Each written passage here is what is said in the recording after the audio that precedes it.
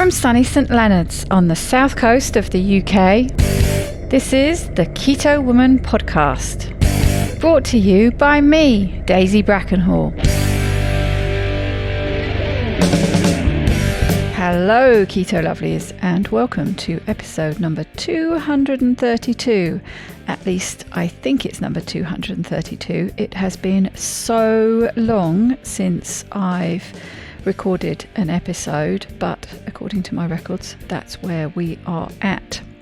I do mention in the beginning of this episode that I'm at a point where it seems silly to apologise, or rather should I say annoying. I always find it very annoying if people continuously apologise when they're doing the same thing over and over, because to me that feels like a very empty and meaningless apology. If you're going to apologise, you need to be changing your behaviour.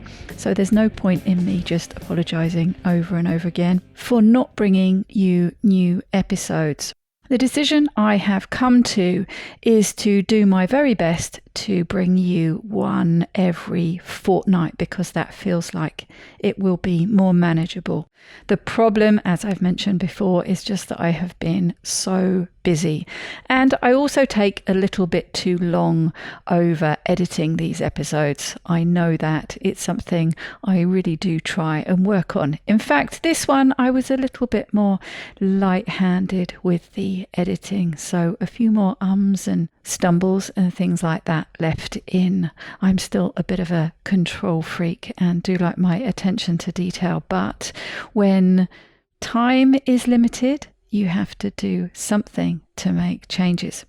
Monday mindset, I managed to get out a lot easier and faster. You know, Terry and I have our regular routine and rhythm.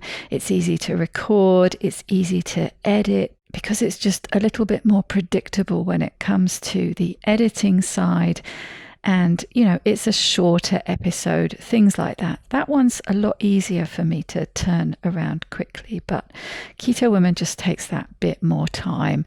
In fact, every episode takes a solid day at the very minimum, and I just haven't had that time. I know some people manage to put out podcasts on top of full-time work. Frankly, I'm not quite sure how they do it. But there you go. That's where we are at. I'm still here, and I will definitely be trying to bring you more episodes, but at a more realistic rate. Ideally, every fortnight. I will do my best. I think that's the best kind of apology I can give you. But I'm coming back with quite an exciting episode. A fantastic giveaway. My friend Dan Greef, who, if you remember from his previous episodes, has a fantastic keto cake and now chocolate company called Deliciously Guilt-Free. And he posted about a really exciting giveaway he's doing this week. In fact, it comes to fruition on Friday, I believe, the 15th, let's say end of day Thursday, to be safe when it comes to time zone differences. So get your entry in ASAP. I will put a link in the show notes.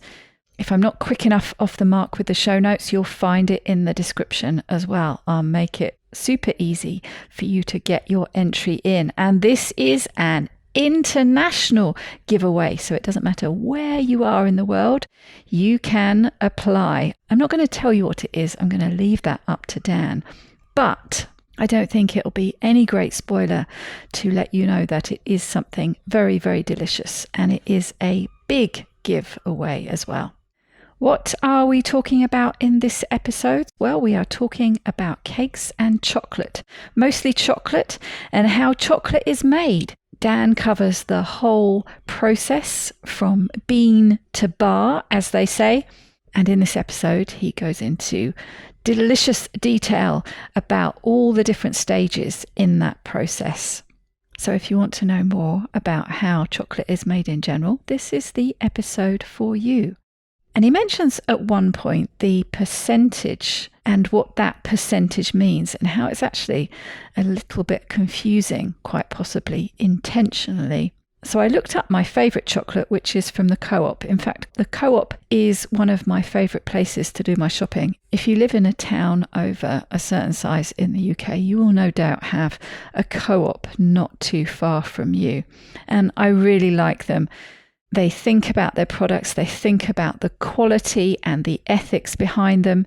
As a little aside, I discovered the other day that they only sell free-range eggs since I think it was 2008. And a couple of years later, they added onto that eggs as an ingredient in any of their products. So you can't buy barn eggs, you can't buy caged eggs from the Co-op. You can only buy free-range eggs. So I really like that. And as you will hear Dan explain, there is a difference. You might say 85% chocolate on the front, but that can be a little bit deceptive. So I had a look on the back and the breakdown of fat and carbs. I will let Dan tell you more about that. But I compared it to a few other bars that I've tried, and the Co-op came out top, which was no great surprise to me because it definitely tastes the best of what's easily available to me anyway. So that's another great big tick for the Co-op. I love the Co-op. As I mentioned, you will find the details in the description, but do go straight away to dgfoffer.com to enter Dan's fantastic giveaway. Already, I've rambled on far more than I intended to do so I'm not going to give you a roundup from me.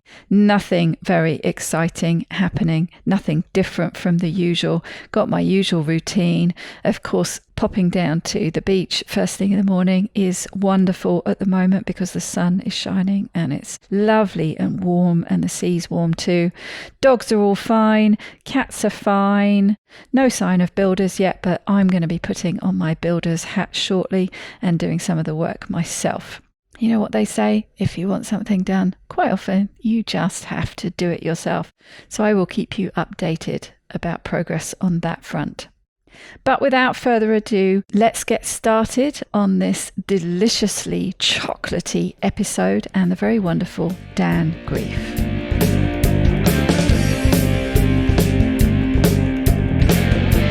Welcome back, Dan, to the Keto Woman podcast. It's been a while. Hello, it's great to be here. I think we did one in December, didn't we? Yes, Just that's right. And Christmas. It was about a year to the date, almost, that we'd recorded one before that. Yeah, that's right. And that was, you just moved the first time and then you'd celebrated your first anniversary, I think, in the UK. And here you are in a British heat wave. Yes, not quite. It is very warm, isn't it? Hot, but not as like it has been. It's actually been a lovely summer this year, hasn't it? So, yeah. And actually, I don't think the listeners can actually hear this, but I know there's a dog sleeping in the background. I can just hear some gentle snoring happening while your dogs are just chillaxing there. Most of my listeners know about Bet's snoring. I refer to her. And yes, we were just talking about that before we started. The way we record, I record on a separate mic and she doesn't often come through on it. But the mic that you're listening to me, yes, you can hear her loud and clear snoring in the background. And you can see her there in the distance on the sofa, snoring her head off. In an hour from now, I'm going to hear daddy, daddy, daddy, which is not quite as relaxing as a dog snoring. So, you know, I think you win on this one for sure. Bet snoring and seagulls, an elephant walker, upstairs neighbours. They're the noises that I can turn with. So how have you found being back in the UK now? How have you settled? I mean, it's been a long time. It's not like it's been only a little while like it was last time. How do you feel now that you've moved back and you felt like you've been here the whole time now? Yes, it really does feel like I've come home. And I was saying to somebody down on the beach the other day, actually, that it's really the first place ever that's truly felt like home, even though it's not somewhere I've ever lived before. It's somewhere that I was reasonably familiar with. But it really had some kind of hold on me. I used to drive down here when I first learnt to drive. I've always liked coming and looking at the sea, especially in stormy weather. I used to live about half an hour's drive away, and I used to drive down here in my Morris Minor, which was my first car, and just sit and watch the waves crashing. So it's always had a little bit of a hold on me. But it's kind of felt like it attached a tether to me at that point, and I've stretched it really long and really fine, and I stretched it right over across the channel way down in France. But it feels like since I've moved back and lived here for a while again, that it's sort of snapped back into this strong, thick fisherman's rope that's got a real good hold of me. The way I feel at the moment, I don't feel that I could ever leave, couldn't ever move further away from the sea than I am now. So yes, I love it, as my long way of saying. So you've got like a geography bungee rope. I love that. Yes. As you try to get away, the cord pulls you back and snaps you back to where you should be. It really feels like it, and it really feels like I'm home. I have my regular routine, and I just love it, going down to the sea every day and then walking the dogs. And then usually I spend most of the rest of the day in front of the computer, but I cherish those first few hours of the day out and about in the sunshine, as you say. It's been lovely. That's great. That's really lovely. And I grew up in Norfolk, and I'm not really that far away now. I'm only down the road in Cambridge, but my best friend growing up at school, he cycled to Geneva from Britain. Wow. To Prague. He cycled to Prague over a summer. He then lived there for a year. After that, he went to Geneva. He's travelled the world. He lives on the south coast now, but he's going back to Norfolk soon. And it's like, out of everyone I knew, I really am surprised he's doing that. Mm-hmm. But he said, well, my parents are there still, and it just is the place where I grew up, and it feels like home to me. And I thought, isn't that interesting how some of us have that homing pigeon instinct to go back to where we are? I mean, I say that I never really left that far, but I can sort of see it. It's where and especially in the French context, that was probably hard, I imagine, to have irony with a French person and to have that deep level of humour, which is an important part of conversation, rather than just the practical, non-nuanced conversations. I would have struggled, I think, being in another country, unless I was really fluent. I don't know how fluent you were, but I'm not a natural language speaker. I'd have found it hard to be relaxed and feel like I really fitted in, unless I was really able to joke and laugh and have those nuanced conversations with people. That's right. Yeah, I never progressed much past that practical, really. Yes, I had a few French friends, but no, the closer friends that I made were all Brits or Americans or English speaking, basically. And Americans. Which was a bit lazy, really, in a lot of ways, but that's the way it was. Yeah. But yes, I definitely feel that sort of coming back home, or you find your home. It's not necessarily a coming back to a place you've been before, but you suddenly find a place that almost straight away feels like home, and that's what this place feels like. And it's full of really interesting people. I end up having these fascinating conversations with people I meet at the beach, people I meet in the dog park. It certainly seems to be full of creative and interesting people. So yes, I love it. Love that, Daisy. Well, you know what? I do think that you are in one of my favourite parts of the country. South of London, and those counties are just lovely. And I was in Brighton in March, and I just love that town. Or city, should I say. And I just think the South Downs are gorgeous.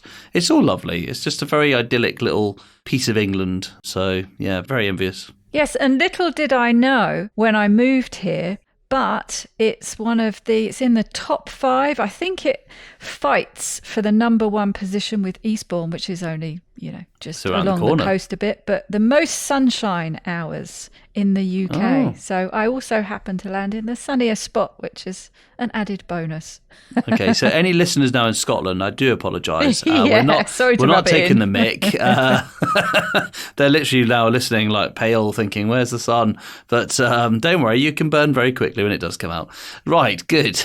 Let's move on. So you suggested to me the other day that you come on the podcast. But we're actually going to do one of our shared episodes. This will be coming out on your podcast as well. But I jumped at the chance because I have been very, very lax. And I'm not even going to apologise for the fact that I haven't put a podcast episode out for a while, because it just kind of feels hollow, I think, when you keep apologising and not doing anything about it. But I jumped at the chance because I thought, well, this will be an easy recording session and I can finally get an episode out. Oh, I'm not going to make it easy, Daisy. I think that you're wrong there. I'm going to make you work for this. I'm going to clamp up and be really quiet. I can't imagine that ever happening, Dan. Well, I think once I was asleep and I was quite quiet, but then that didn't last long, apparently, my wife said. That would have to be it, or somebody, gaffer taped you to the chair. That has happened too, but anyway, that's a story for another podcast. That's a different story. Let's not go down that track. But you have something very, very exciting to share. You shared about a giveaway. And usually when you see giveaways advertised, they're sort of, that's kind of interesting, but I'm a bit meh about it. But when I saw what your giveaway was, my jaw dropped. So yes, a giveaway and a half, but I'm going to be an absolute terrible tease and leave it till the end of the episode for people to find out what that very, very special giveaway is. But I thought it would be a great opportunity to talk about cakes and to talk about chocolate, because that is, of course, what you do. And I'd be really interested to learn. Well, not learn, because I don't feel that I could make chocolate at home. You have all the fancy equipment. But I'd be really interested to know how you go about making it, because I know it's not a simple process, especially with this heat we've been having. But the other thing that I also really like about your business, Deliciously Guilt-Free, is the care that you seem to take with the ingredients. They're, nice, clean ingredients. You seem to really pay attention to that. I know it's very important to you, but also the care that seems to have gone in with the team that you've built. And there are nice little things, like lovely little touches with the packaging, and they have these stickers on with, someone who works there. It's been packed by whoever it is with this, this delightful little sticker with their face on it, and things like that. Just lovely little touches that make it feel like it's a family affair. So maybe, take it away. Tell us all about it. Yeah, I gladly, because this is my passion. It's what I do and love to do. And I think, it's Churchill who said, when you find the thing you love doing, you'll never work again. And I certainly feel that way. Although, I'm not going to pretend it's not hard sometimes. And we have faced economically some challenges in the last few months. There's been a lot of uncertainty in the market. In summer, people generally tend to not buy from us as much as they maybe would around Christmas, as you'd expect, or in the sort of winter time. So it does have challenges, but I do love what I do. And I mean, I'll take actually your second thing that you mentioned there first. So for me, 2 years ago, I was still, I just moved out of the cafe into a soft play. So just to let people know if they don't know the story, and why would they, I was baking at home. So all of this started from my kitchen table. And in fact, I was just putting together a picture, like an email the other day about this. And I found some of the pictures of my kitchen table with the big bowl full of the sort of brownie mixture. And then I remember seeing the post. Oh, yeah. You saw that, yeah. And then and then the next day, that would all be cleaned down, and then we'd have all the boxes on the table packed and chopped, and then we'd have to sort of put those in the packages. And then today, actually, bizarrely, I went back to the post office in the centre of Cambridge for another reason, but it's the first time in about 2 years. And I used to go there every weekday with orders to send, and I turned up, and this guy said, "Hello, stranger, where have you been?" And I thought, I knew them so well because I was going there all the time. And then the pandemic hit, and we had to move out from our home kitchen because the orders went up, and we went to a closed down cafe. To the cafe, went to a closed down soft play because they hadn't opened yet in the pandemic because of the lockdown. And then we moved to this unit where we are now. And that's actually, I think, not long after that I had my first interview with you. So the thing that's really tricky with that story is that you want to make sure that when you're making your stuff at home, it starts off with what you'd feed your family. So it wasn't like I planned it in a way to be sold, and it wasn't in a way, I didn't plan these products to be nice for you. I didn't know necessarily I'd ever meet you or for Aranda, or I'm trying to think of other people in the low carb community listeners might know. It wasn't that at all. It was literally, can my wife and my unborn child have this food? As in, my wife had gestational diabetes, and would her sugar levels be low enough? And that's all it was. And so that's what I think is really interesting about the food industry. We all kind of get lumped up together sometimes, but actually small family businesses that kind of stay true to what they were when they were established, compared to a brand that says, oh, keto's popular, let's put a label on a piece of food and say that's keto now, is a world apart. I mean, it's like the science lab and a factory compared to someone's home kitchen. And you might get brands, and I don't want to name any because I don't know, like, legal-wise what might happen.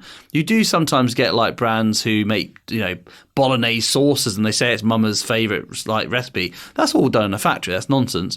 But these small brands that come through that stay true to their, like, original founding, I think, like Deliciously Guilt-Free, that's exactly what we are. So when you're building that team, you want to keep all of those good bits and not let it go.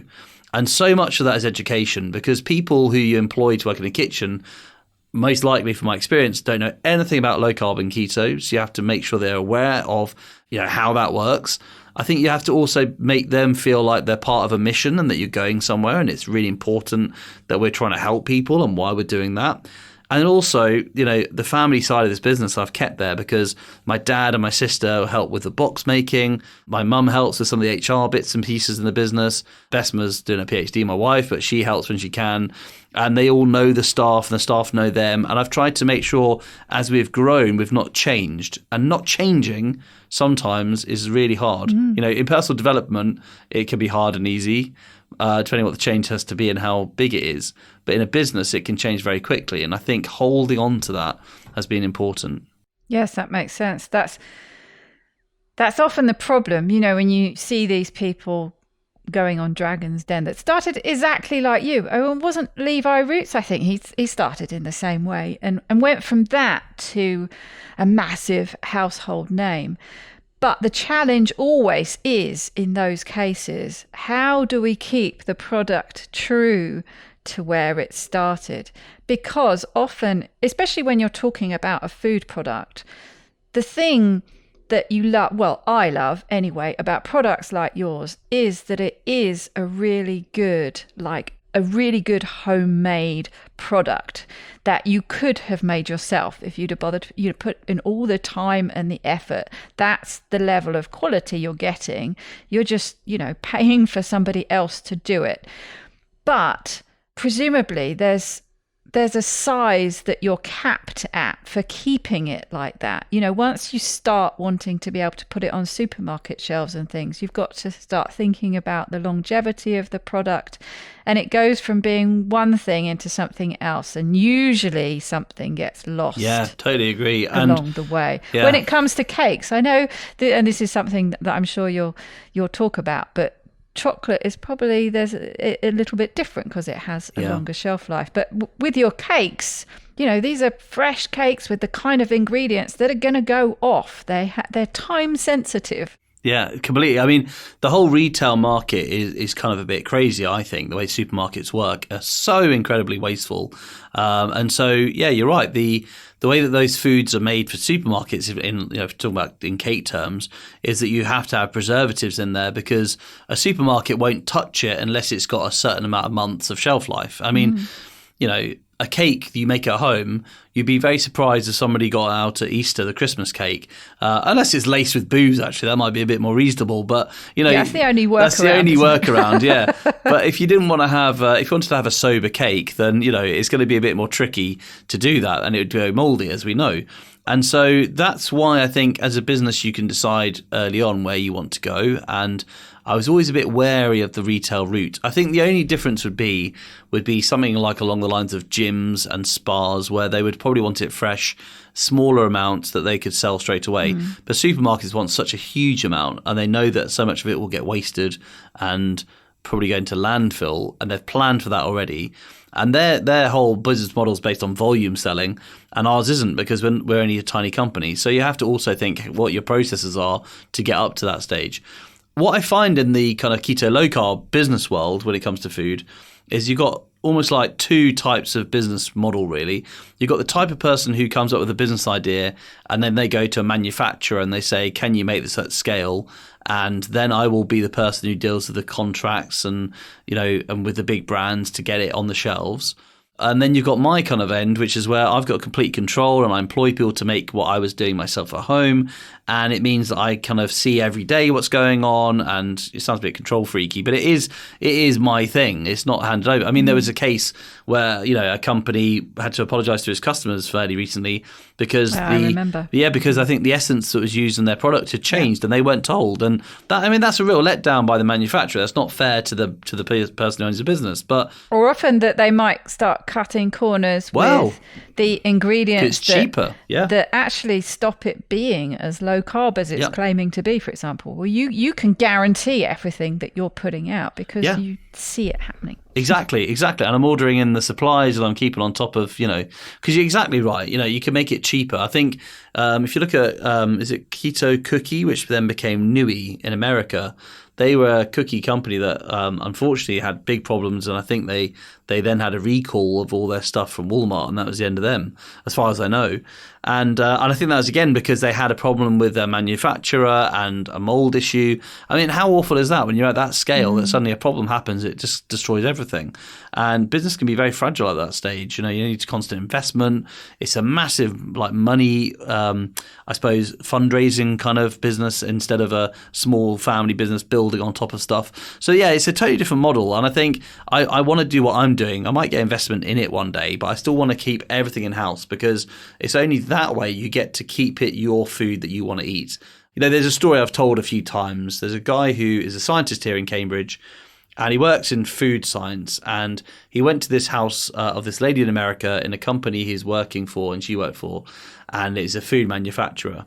And they're having dinner together, and the teenage son kind of came downstairs and he went to the cupboard and he took out this packet of whatever it is this company made that these two people worked for. And the mum stood up and said, don't eat that, it's not food.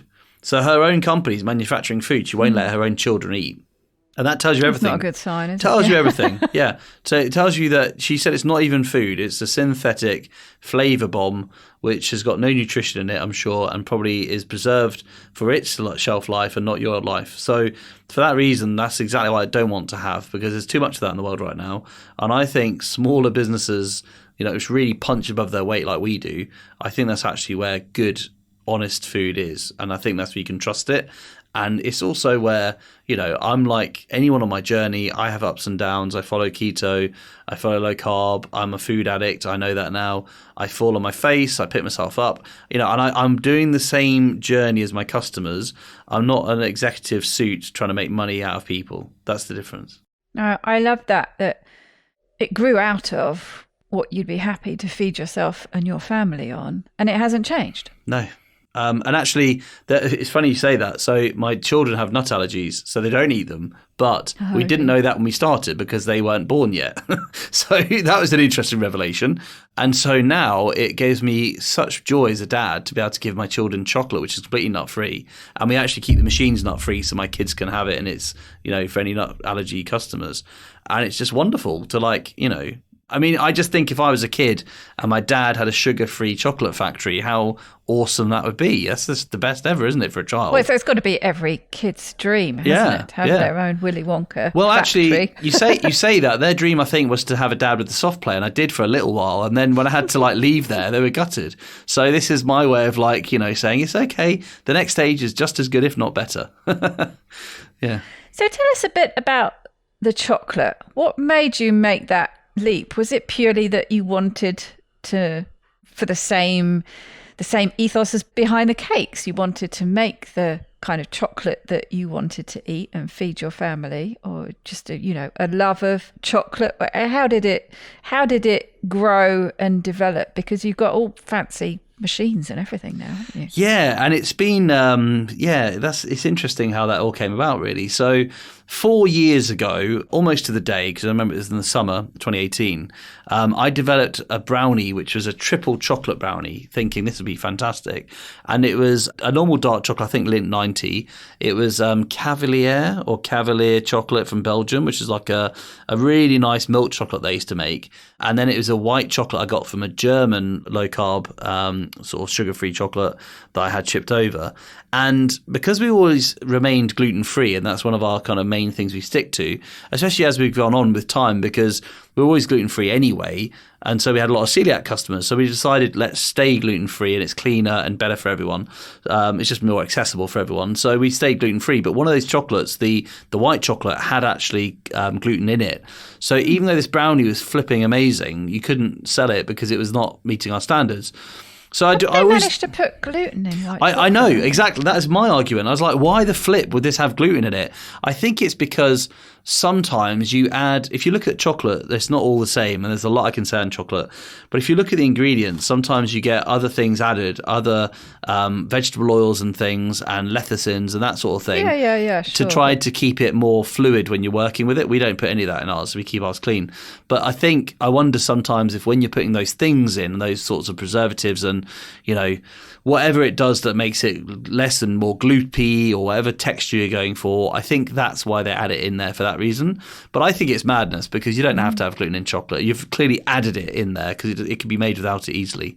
So that used to really frustrate me. And so it was always in the back of my mind that I was always a bit limited in that. And so I used to do a double chocolate brownie, and then Cavalier disappeared and you couldn't get them anymore. So I couldn't get any of that chocolate. So I only had dark all the time. And it used to frustrate me that dark chocolate, okay, right, I'm going to be controversial here.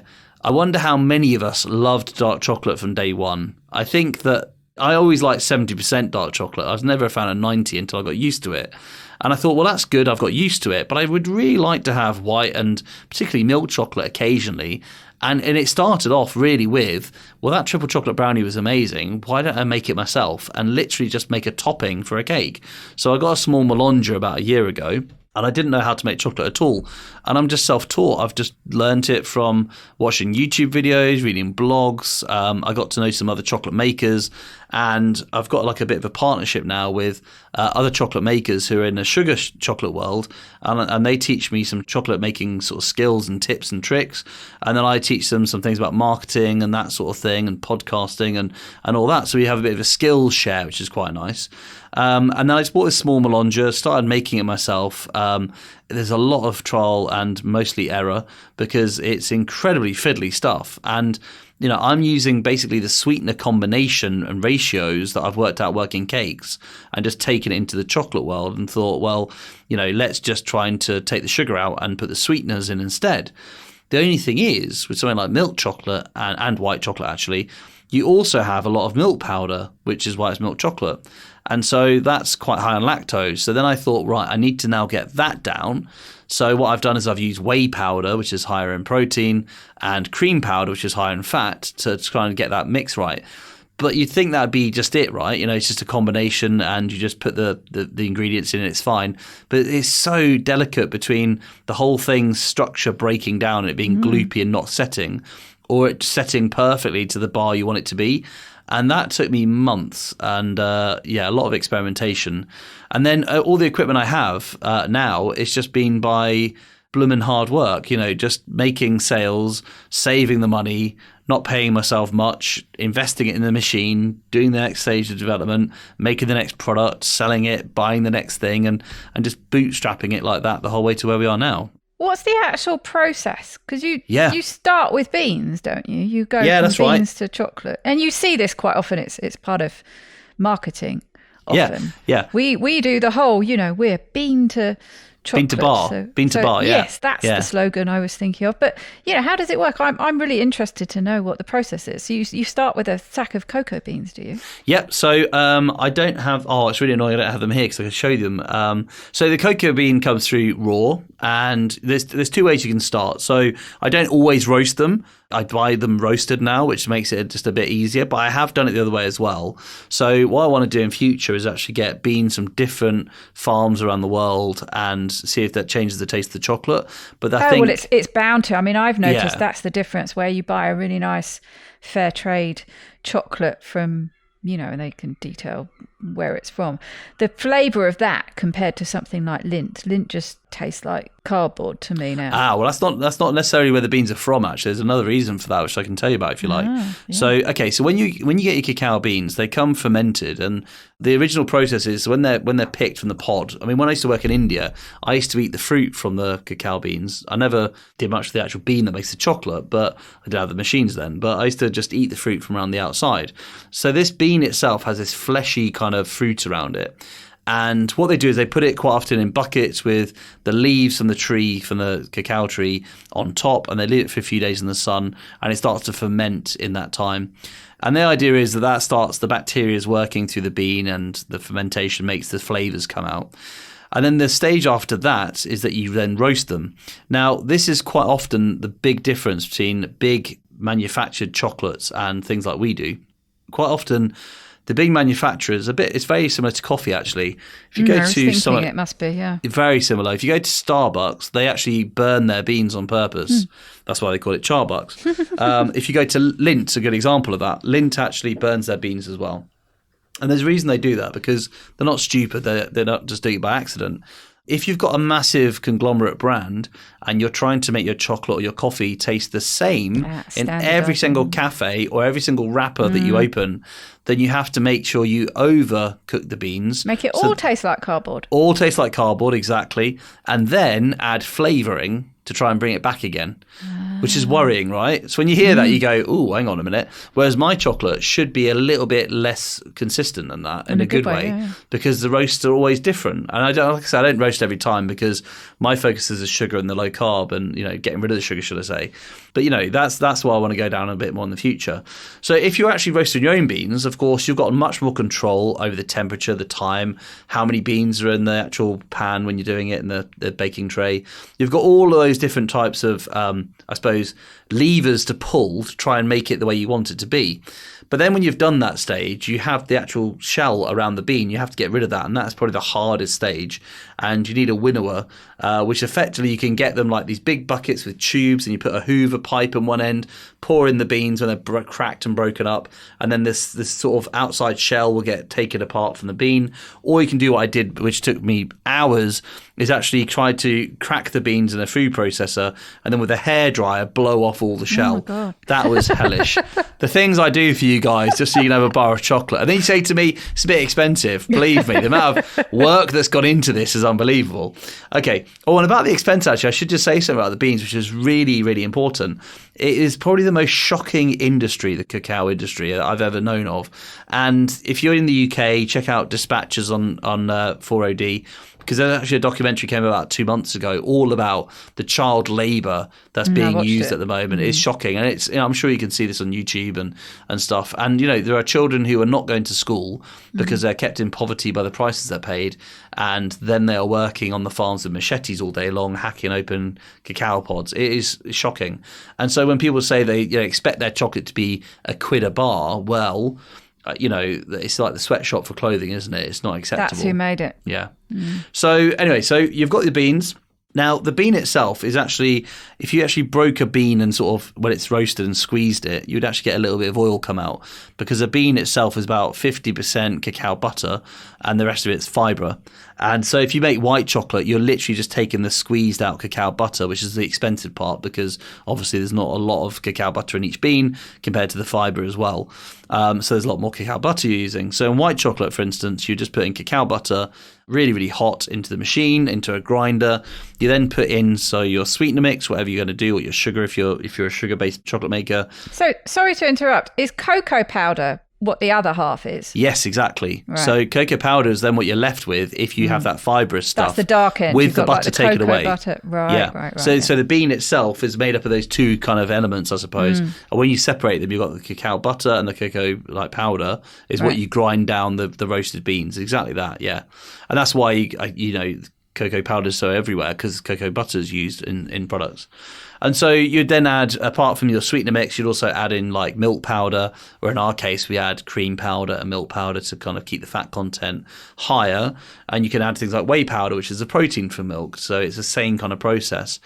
But the thing that makes chocolate, it's actually quite It's magic. And I don't want to say that in a way that sounds cheesy. I just think it is. It blows my mind. So you have, literally bowls of powders and a bit of oil sloshing around in the machine. 24 hours later, you pour it out and it's smooth chocolate. It's weird because all those fats are breaking down, all those particles. After 24 hours on white chocolate, for instance, they're getting smaller and smaller and smaller until in the end, those powders have just become part of the whole mixture and it's that smooth consistency.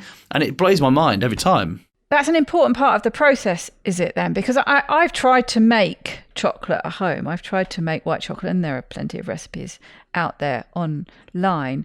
But is that the real difference which takes it from the sort of pretty unexciting efforts that you can just make at home like I've tried? That consistency that you described, that's what's missing. And I think it is, that time and that sort of churning around in the machine. I think it literally just comes down to the grinding down and the continual process of grinding it down. I think that's what makes the difference.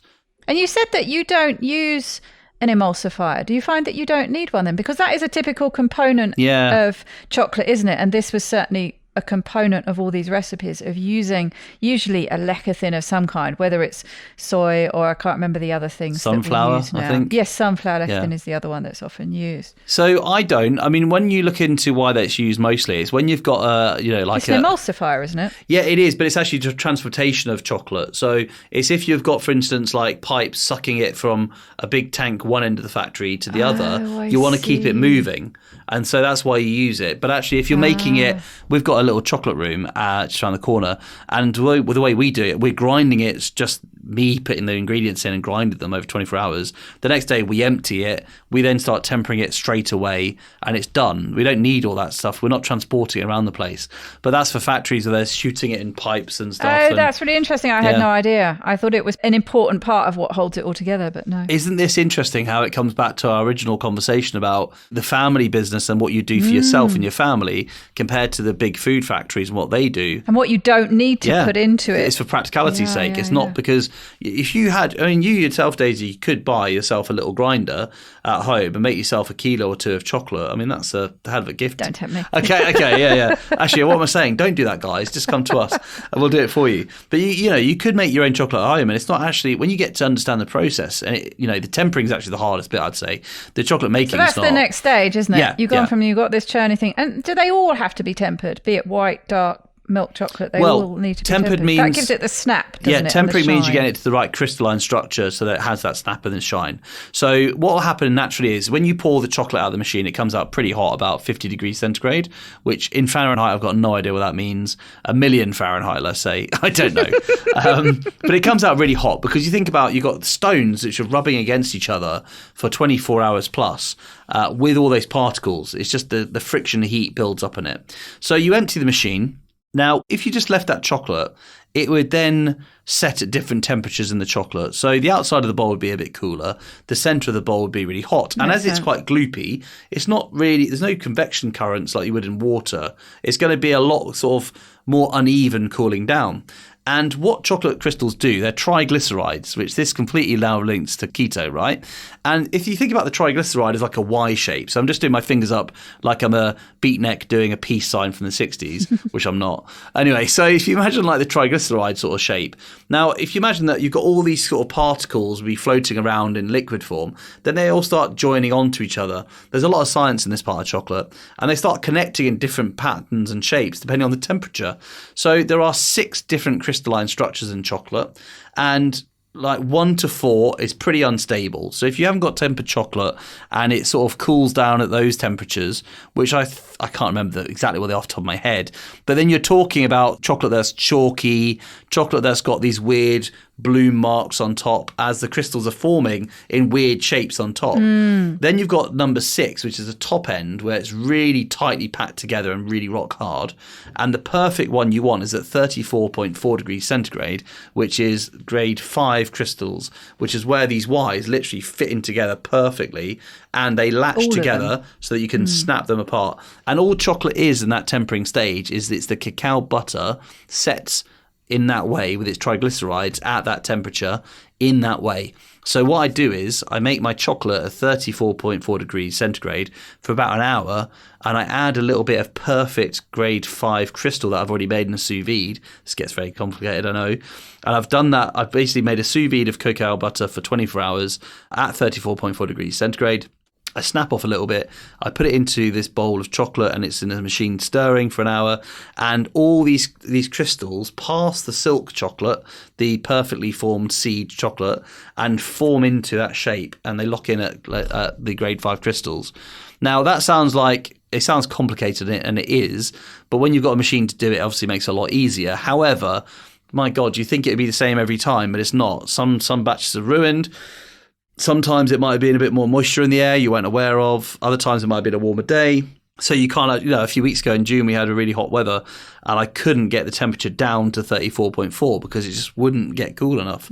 And, all these factors really knock out how the chocolate turns out. So it's trial and error, I think, and realise that the great thing with chocolate is you can retemper what you've made if it's not right. It's just the crystalline structure's wrong. You can just melt it down and try again.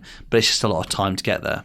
Wow. It's real science, isn't it? It's not like, No, that's the thing I love about chocolate. I feel like with cakes, we all have a kind of fundamental basic understanding of those ingredients. And even if we're changing to almond or coconut flour, you're doing an equivalent thing which you would do with flour, and you kind of understand that. But I think with chocolate, it was eye-opening to me to realise that this is a whole new science, a whole new type of a method of making food, which I'd never done before. And I absolutely love that. And now what I love is trying to push the boundary a bit and thinking, well, if I put mint oil into this, how will that change the structure? If I put orange oil, it turns out really makes the bonds a lot weaker. So it's a lot softer, but it tastes nice. So you're trying to think, how much can you put in and not destroy the chocolate? How much can you put in to really taste it without and it's always that balancing act with chocolate making. That's fascinating. And yes, I was going to ask you about that presumably, you've just got the balance perfectly right for your white chocolate, your milk chocolate, your dark chocolate, and then you want to start throwing some flavourings into the mix, and that delicate balance in an instant gets thrown out of whack.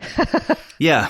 And actually there's different ways of doing that too. So if you're going to do like a raspberry chocolate with something like dried fruit, you actually crush the freeze-dried fruit first, then you put the chocolate recipe on top of it. So it actually grinds the raspberries 24 hours to make them smooth. If you're adding an oil, you do it at the very end of the process. So it's completely different. A lot of this stuff is out there already, so I'm not kind of inventing the rules on this stuff. But, there's a lot of trial and error because you try something and after 24 hours of making it, it's ruined. That's it. Like we used blueberry and the machine, it just clogged up in the machine and sprayed it everywhere because it's all spinning at high speed and just sprayed the walls.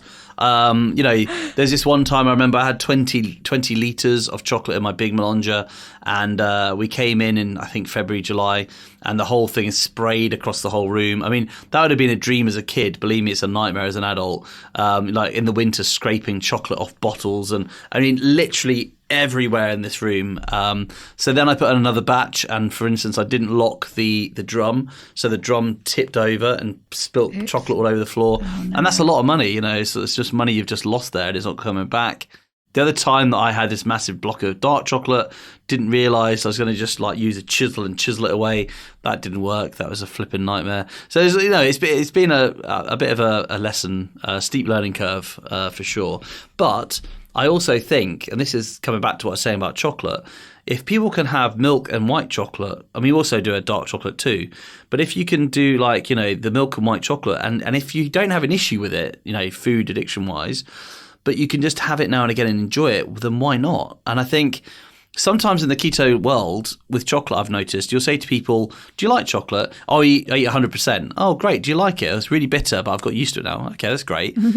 It's more a case of getting used to it, I think, with most of us with dark chocolate. And it's fine if you do, You come to like it, but it's a case of having to get used to it. We all sort of have our thresholds. Yeah. But then I say to them, well, how about instead you go for milk chocolate, which is lower in oxalates because you haven't got so many beans in it, And actually, percentage levels, I can talk about that next if you want, percentage levels of what chocolate is, like 90%. I really get annoyed by that as well.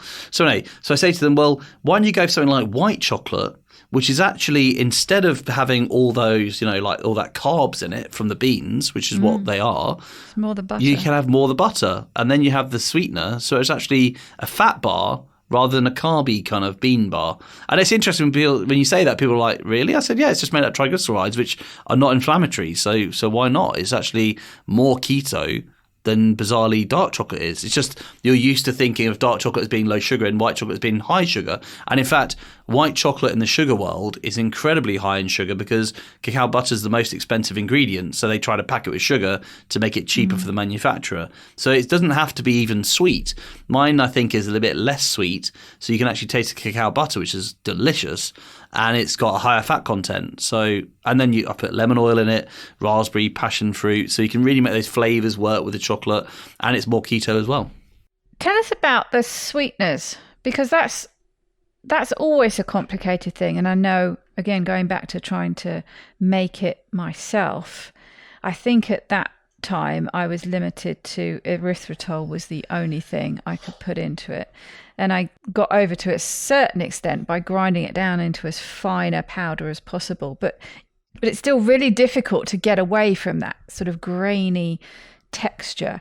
And presumably, depending on the sweetener you use, it throws different complications into that delicate balance we've talked about before. I mean, sugar, it's a difficult thing often with the baking side of things. Sugar does more than add sweetness to something. It, chemically it does different things. You've got the caramelization side, you've got the bulk side, you've got the way it melts and does different things. It's more than just being the sweet element, the sweet ingredient of a cake, isn't it? Oh yeah, so by presumably far. It has a similar impact, yeah, and creates problems in chocolate too. It does. And you know what? This is one of the biggest lies, I think, in the food industry right now, is that they say, something is natural. So that if it's natural, it must be healthy. If it's artificial, it must be bad for you, which probably I agree with, actually. But being natural does not mean necessarily it's good for you. No. And with sweeteners, I'd break them down into two categories initially. So you've got your kind of artificial sweeteners. And actually, people are confused about this in the world generally because, let's be honest, I think the sugar industry is quite happy to have us confused about what sweeteners are and then just say, well, they're probably the same as sugar anyway, so I might as well just stick with what I've got. But the artificial sweeteners are things like aspartame, which were made, really for sweetening foods and Coke Zero and Crack Zero, should I say, for you, I know. And, those drinks, they have aspartame, which is a chemical in a lab, totally artificial. And they've just studied how the sugar particles lock into your taste buds and your tongue, and they've then recreated the structure in the chemical bonds to do the same thing when you're eating it. So you get the same sense of eating sugar, but you can't digest it and it just passes through your system. So there you got those kind of artificial sweeteners. You've then got the natural ones, but like I said, that's not a green light for healthy, where you have like a natural source. Say, for instance, birch sap and yeast, I think, are the basis of erythritol. So it's actually through the fermentation process you get these sugared alcohols that are formed. But there's also things like xylitol and maltitol, and they're all polyols. They all come from the same sugar alcohol basis through fermentation.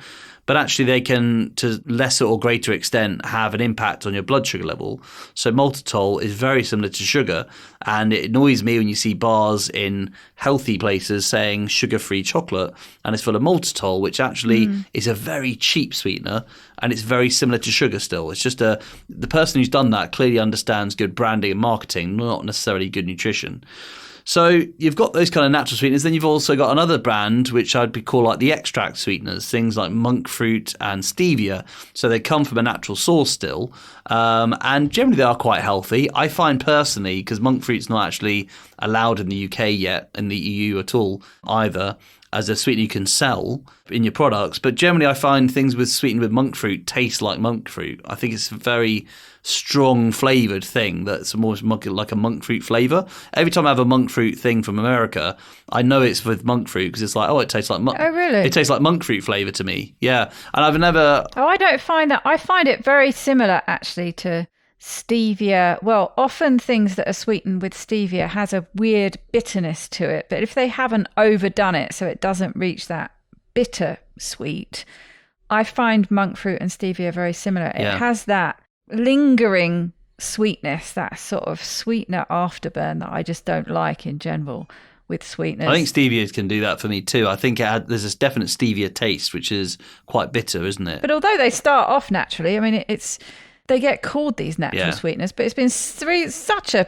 processing, refinement, process that you can't really call it natural at the end unless you're having one of these products that is, you literally have a stevia plant and you're using the leaves. Or I have seen products where you can buy the ground up leaf. That's as close to a natural sweetener that you're going to get, really. But even then, I think that, okay, I'm against process generally, but, how far do you take that? Because yogurt's processed, right? Well, exactly. So, you've got and to cream is process processed, these things.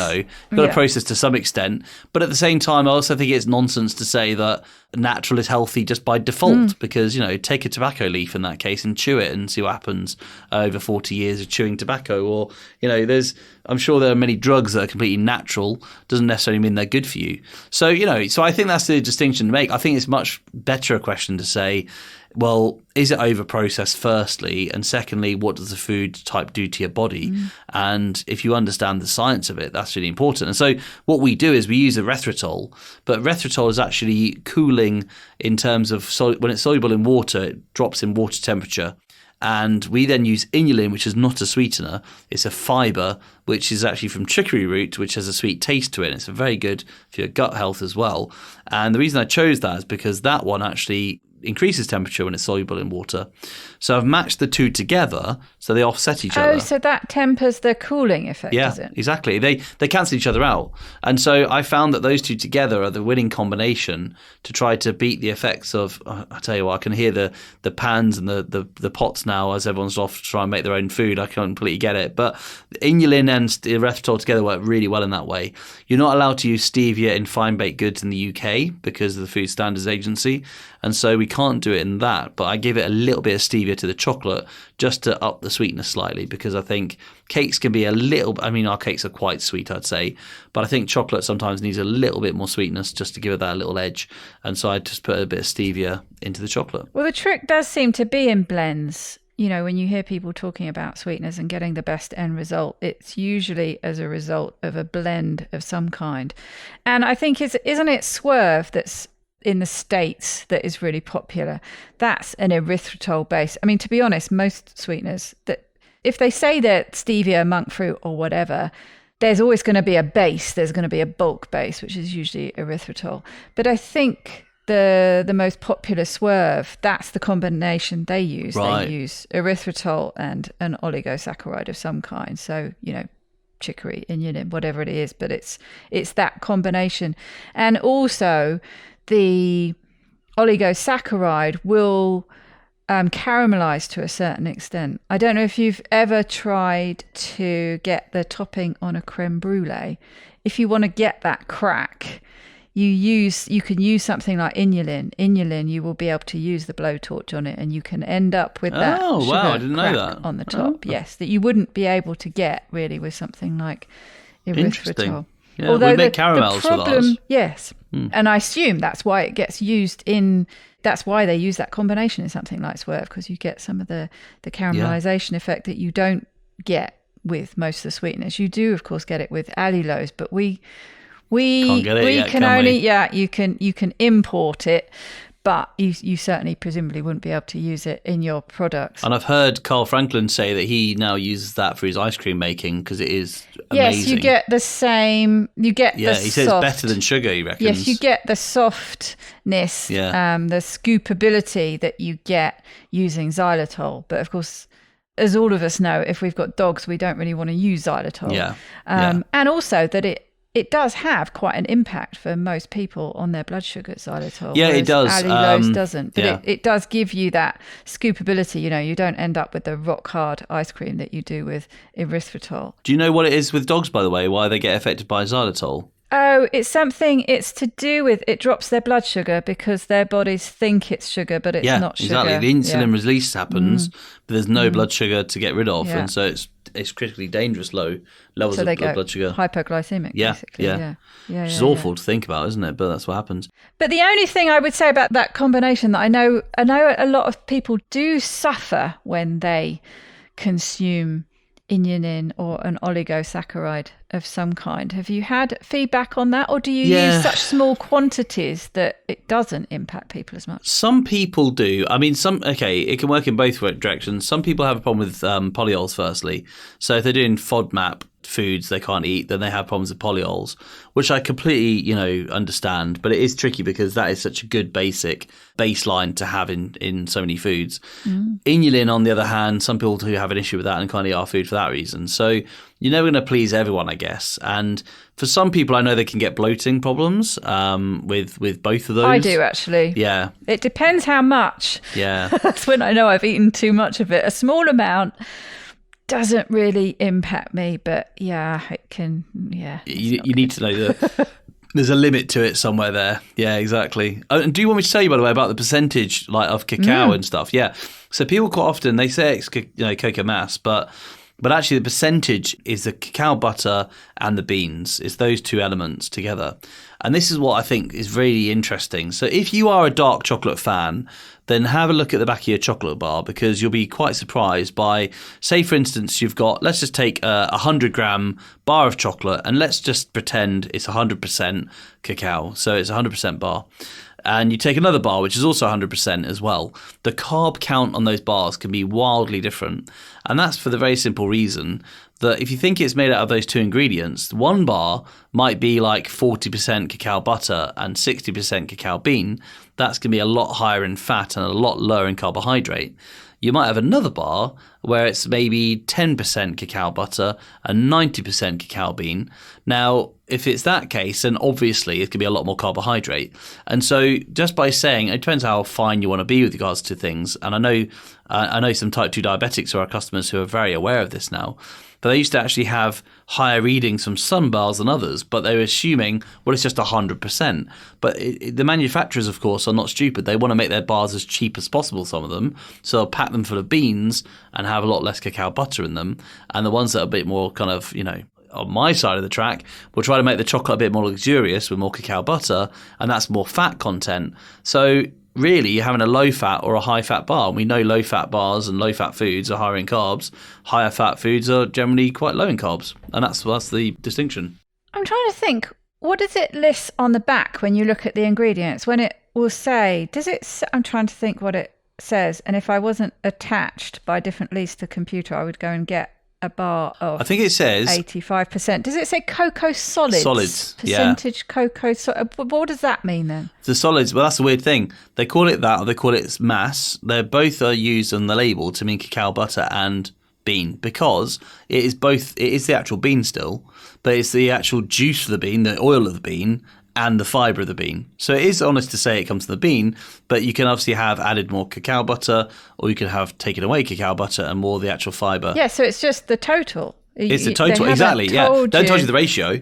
It's like telling you your total cholesterol. It doesn't. Yeah, exactly. It doesn't really tell you. Yeah, that's a really good way of saying it. Yeah, and I think it's only by looking at the carbohydrate and sugar level that you'll be able to work out roughly the breakdown. So all chocolate is not equal, and I think that's should be quite obvious to everyone. But if I'm talking about couverture chocolate, so the higher cacao butter chocolates that like I make. So it needs to list really what you want to have listed on there. I think so. That breakdown is the cocoa butter. Why not say it's 100%, but it's 9-to-1 ratio, or it's 100%, but it's 30-to-70 ratio, and that changes hugely so many things. The flavour profile, it changes the fat content, the texture. Yeah, exactly. How nice the snap is, and all those things. And that, it does really vary. In fact, have I got some? No. I thought I might have some chocolate here to snap, and you could hear the lovely snap. But the more cacao butter you have, you get that really lovely melt on your tongue experience. Whereas if you've got more of the bean, it'll be a little, well, maybe grittier, but it'll be more of a solid thing you're eating. So, and certainly like some chocolates like Lindt are quite high in the bean because it keeps it cheaper. Yes, and you can feel the difference. Yeah. It's that. What it does if you just leave it on your tongue, a more luxurious chocolate, is nice and melty, whereas the Lindt is, it's Yeah, that's why I call it cardboardy. It's cardboardy in so many Yeah, different ways. exactly. It doesn't have that luxurious, unctuous melt. Exactly, and that's exactly it. And what I was going to say is, you've also got these chocolates, which it kind of annoys me when I hear people say, "Oh, your chocolate tastes like real chocolate, like Cadbury's," and you're like, "Okay, do you know that Cadbury's isn't actually really chocolate?" And this shocks some people actually. I think Cadbury's taste like chocolate flavoured sugar. Yeah, it is, and it's also vegetable oil. So what they've done there, they've kind of made the whole thing a lot cheaper by, well, firstly using slave trade, and that's proven in that documentary that Cadbury's do that. And secondly, the second thing they do is they make sure that their bar is really vegetable oil, sugar, and then they add chocolate to flavour it. So it's actually a vegetable sugar bar flavoured with chocolate. Now, that's probably quite libelous. Should be careful. But if you look at the back of the wrapper, you'll see palm oil in there. You'll see vegetable oils, seed oils. But you can taste it if you've gotten used to. I tend to go around about the sort of 85%. I quite like the co-op one. I haven't tried your dark one yet. I've tried the milk and the white. I don't think you had the dark. Yeah, we do now. Yeah, when I last got some, but you do now. Yeah. I'm interested. We're selling to mini try bars it. as well, so people can try like smaller amounts, but maybe more variety. Yes, I've seen those. Really good idea. But I quite like the co-op fair trade 85%, and so I've got used to that. I've got used to the flavour of it, and I can remember, trying a bit of milk chocolate, whatever it was. I think it might have been Galaxy, which might be a little bit better than Cadbury's, probably not.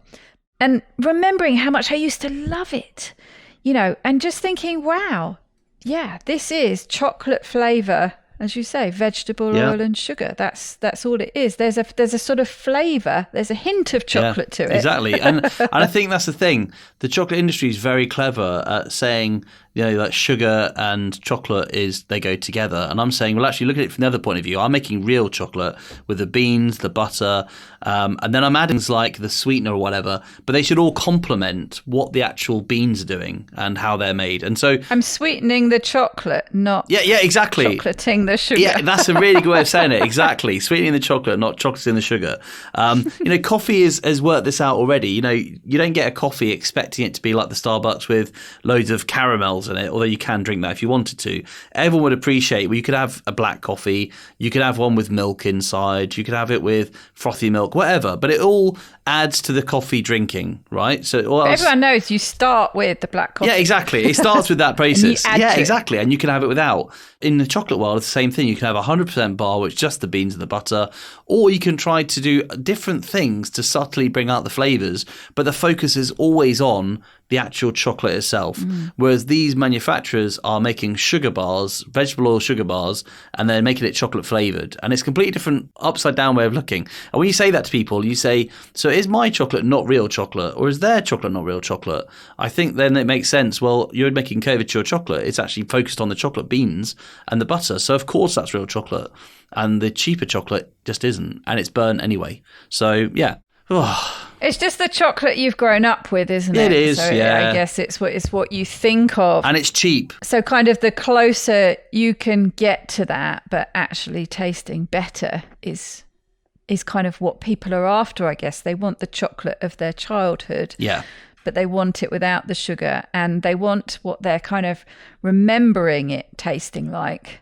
Whereas actually you go out and taste it like I just described. It doesn't taste like your memory. Yeah, exactly. And I think so you're sort of creating chocolate that tastes like the memory, but it's got that nice adult flavour to it. Exactly. And I think, the more that hopefully people get used to real chocolate, the better. And actually, if we can have lots of small independent chocolate makers, especially if it's sugar-free, it'd be really exciting. It'd be like breweries sort of sprung up in the last 20 years. Then you could actually try different flavours, different ways of doing it, different ways that people maybe have sweetened it, different ways they've roasted it. There's all these variations, which I think is quite exciting.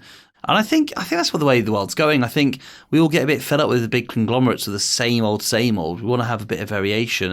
And the more educated people get, and this is what I'm hoping this show can do to some extent to your listeners and my listeners now, is make them realise that, this is another part of the food world you might not know much about yet, and learn about it. And you'll find you do want to try different things, and you do want to have variation. And you also want to know that there's ethics and compassion and respect in the food you're eating, because that's really important too.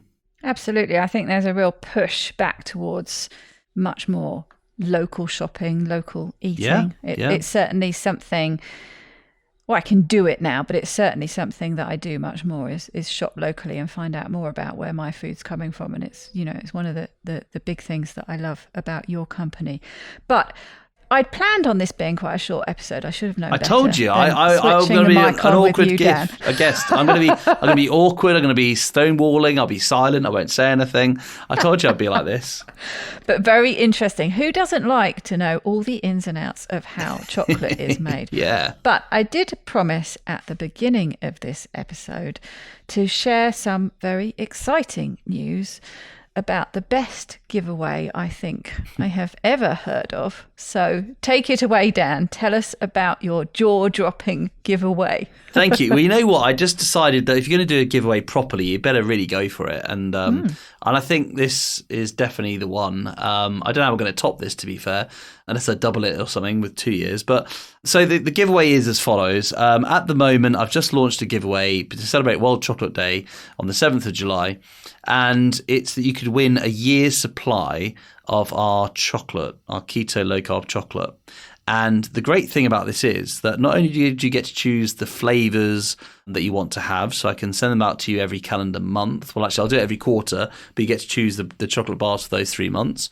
But you can actually enter in the States, you can enter in Australia, in fact, anywhere in the world, really, because I'm going to send this out to whoever wins it in the world. So it really is a truly international giveaway as well. If you're a DGF customer, if you join my Facebook group, Deliciously Guilt-Free Chat on Facebook, there's actually a way you can earn extra entries. So if you're one of the team of our customers, then I look after you a bit more. But if you're not, it's fine. You can still enter the competition and you could win that year's supply. So what do we get? What was that? You say chocolate bars. How many chocolate bars do we get? So that's 48. So that's 4 bars for every calendar month of the year. And I'll send it out to you. 4 bars for every calendar month of the year. And they're 100-gram bars. You can see now, can't you, listeners, why my jaw hit the floor. Well, I'm not going to do this by half. I was this is a lot of chocolate. Should I just do a big bundle? I was like, I'll just do a year. Who doesn't want a year supply? And the other thing is, who doesn't want a year supply? Yeah, exactly. I was just going to say, and I'm very sensitive to food and relationships with food. And we've spoken about that before on our relationships to food. And I think it's really important to say, we work with people. So if you want to delay orders until you've used up stuff, of course we can do that. We want to work with you. You could always nominate somebody else to receive it, In fact, you could get all your Christmas gifts worked out, couldn't you? By getting them sent in there November. Are so many things you could do with this giveaway. But just break it down quickly. How do people enter? How do people get their mitts on this giveaway? So it's really straightforward. If you go to the website dgfoffer.com, so that's D for Delta, deliciously guilt, G for guilt, and F for free, offer.com. We'll put a link There's in the show sign notes, up page. Yeah. You what, sorry? I said we'll put a link in the show notes, people. yeah, there'll be a link there. In fact, they're not listening to this. They've already been signed up and drooling at the website. So if you go to that website, all you have to do is put in your name and email address, and then we'll email you to let you know you're in. And then on the 15th of July, which is a Friday at 7 p.m. British Standard Time, so try to work out where you are in the world, where that might be, we will then announce who the winner is. And the competition closes at midday midday British Standard Time on the 15th of July, which is about when Keto Fest is starting, right? So if you're at Keto Fest listening to this, bad luck, sorry, if you haven't entered already. But yeah, so that's basically how we're going to do it. So if you can enter, just go to dgfoffer.com and then enter your name and email address, and that's it, you're in. And it's simple as that. And if you want to find out how you can earn extra entries, go on Facebook to Deliciously Guilt-Free Chat, and I'm doing something with my own customers to give them a little bit of a, just give them something back, really, for supporting us all these years, and they can earn extra entries. So that's how it's working. Yeah. Very, very exciting. Thank you. I think it's going to be pretty cool. And I just can't wait for that person to win that. Because, that's the thing. There's only one winner. There's no runner-up prize. So it is a bit of an all-or-nothing prize. But to that person who's going to win, it's going to be awesome, isn't it? Can you imagine? How do you do that? I think there's software, isn't there, now, random generator or something like that. How are you actually going to do it? A massive spreadsheet and a massive, and a sort of I don't know what the name of the software is, but there's a software I found where you then just basically do a random name generator. That's why it's going to be live, by the way. So on that day, the 7 o'clock on the 15th, I'll do that as a live thing. So you can literally have the name chosen in front of everyone in the world watching. And if you've signed up by email, you'll actually get the link to that live so you can watch and find out who the winner is. And I'll then do the draw. Whoever it is wins it, and that's it. So I've actually just sent a load of chocolate to Connecticut for Keto Fest because Carl's cooking with it. And we kind of did a bit of a test run with it, and we'll see in the next few days when it arrives. But it should be fine, and that's a great thing. Just to come back to your saying about cakes shelf life are so short, whereas with chocolate, you're talking about 6 months to a year. So the only limitation is heat and environmental factors. But apart from that, we can send it anywhere in the world. So I thought, really, let's go for it. Let's do it an offer that everyone can enter around the world, and you could potentially win a year's supply of chocolate. How awesome. And to be honest, the worst that happens if it gets transported in conditions that are too hot or too cold, it slightly changes the end result, but it still tastes good. We've all had that bar of chocolate that's melted in our pocket or whatever, or we've put in the fridge and it's ended up with that bloom on it, or whatever. We've abused chocolate in the past, but when it comes to eating it, it still tastes good. So it's not edible, going to be the end lovely. of the world if it doesn't arrive in absolute perfect Totally conditions. agree. That's exactly the way to look at it. I think chocolate's a wonderful, forgiving thing in a way that it, unlike cake and stuff, you can still eat it. It'll still be lovely. Or buy a tempering machine and just re-temper it again. But that's a bit excessive. Yes, very exciting. I didn't realise this was going to be an all over the world offer. Yeah. So that's even more jaw-dropping. Very, and I imagine exciting. that you probably have listeners around the world, right? So yes, if they're listening right now thinking, this limey, what's he talking about? I thought it was going to be a Brit-only thing. No, it's anywhere in the world. I mean, it might be more of a challenge to get it to Colombia because I've never looked into how to send it there. But yeah, seriously, I imagine it'd be English-speaking world mostly. But yeah, anywhere in the world. So fantastic. You'll be the winner. Well, I know we've both got things to do, but you know what happens at the end of my show, Dan? I might be springing it on you, but could you leave us with a top tip, please? Yes. So this is something that I've actually used recently. I think. Eat more chocolate. Do you remember last time I came on, I shared the egg method, and it was the 4 eggs in the fridge, and I've used that quite a lot. But actually, I'm going to take that method a bit further. So just to recap on that one, that was a guy called Mark Davis, lovely man, and he told me he has 4 boiled eggs in the fridge at all times. So if he opens the fridge door, he's got something to eat. And he said the reason it's 4 eggs because he's never been able to get to the stage of eating past 3 because he's really not that hungry. So he can eat 1 or 2 and it sorts him out. Although I think I posted that and somebody said that they could eat 12. So there's always one. Oh, fair enough. Well, there you go. So yeah, 4 candles, 4 eggs, 12 eggs, whatever works for you then. And I've been working on that premise more recently. So at the moment, we're just finishing off a Wolfpack fast in my podcast. And it made me realise when I started the fast that actually starting with a really good basis of fat and protein is so important. Mm-hmm. Makes a difference. It really does. And I've actually learned that I used to say to myself, right, I don't eat breakfast. I eat at like 3 o'clock in the afternoon. But I've adapted that slightly now. And I've decided that because I do get tempted by things, or because I'm stressed and tired, things can happen in life. I really plan ahead now. And so I have, like on a Saturday morning, sometimes a really big 3-egg omelette with cheese. And that just sorts me out. And actually it just gets rid of the craving side. So yes, I know about ketosis and trying to get your, blood sugar levels down, and fasting is really good for that. But I've actually, a top tip for me is if you're going to an event where there's going to be something that might just sort of make you stumble a little bit, just to fill up with the fat and protein like an omelette is really useful.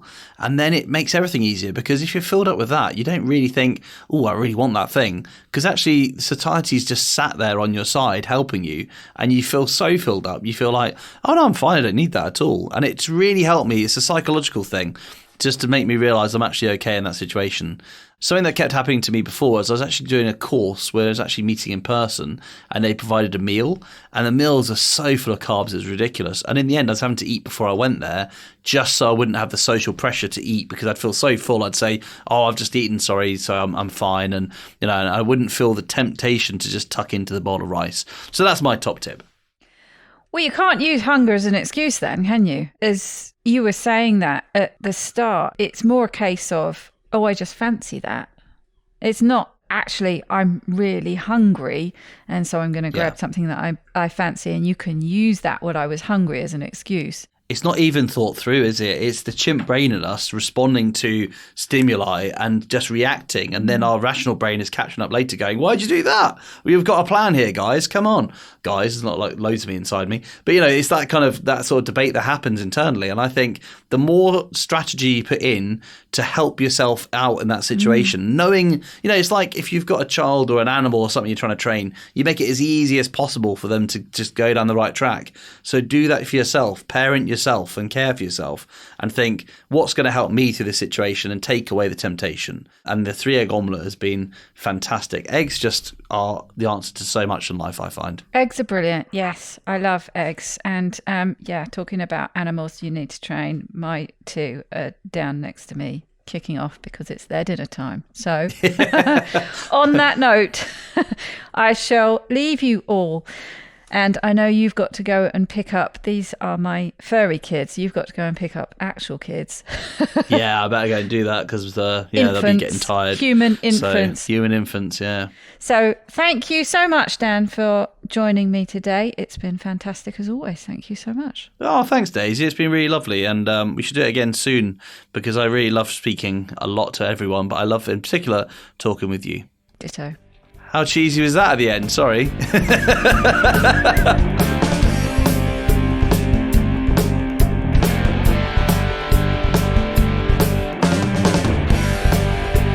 Thank you for staying with me right to the deliciously chocolatey end. I hope you enjoyed that episode and learning more about how chocolate is made. I certainly found it very interesting. Just a quick reminder, to enter Dan's fabulous giveaway, just go to dgfoffer.com. But do it quickly because the winner is going to be picked at random on this Friday, the 15th of July at 7 p.m. and that is UK time. So to be on the safe side, to cover you anywhere in the world, let's just say end of day Thursday, get your entry in ASAP to win that amazing amount of chocolate, a year's supply. What is not to like about a year's supply of chocolate? And before I go, of course, we're at that point where we end with the end quote. And this is a Hindu proverb on the many ways to win. It is from James Clear, but not James Clear. Just for once, I thought I would do something different. There are hundreds of paths up the mountain, all leading in the same direction. So it doesn't matter which path you take. The only one wasting time is the one who runs around and around the mountain, telling everyone that his or her path is wrong. I think we all know somebody like that, don't we? Perhaps we've even been guilty of doing that ourselves. I know I have. Well, it has been wonderful chatting to you again. I will try and get another episode out to you as soon as I possibly can. But until then, please take very, very good care. I hope you've got lovely warm sunshine, just like we have here in the UK at the moment. And I will see you again soon. Bye-bye, Keto Lovelies.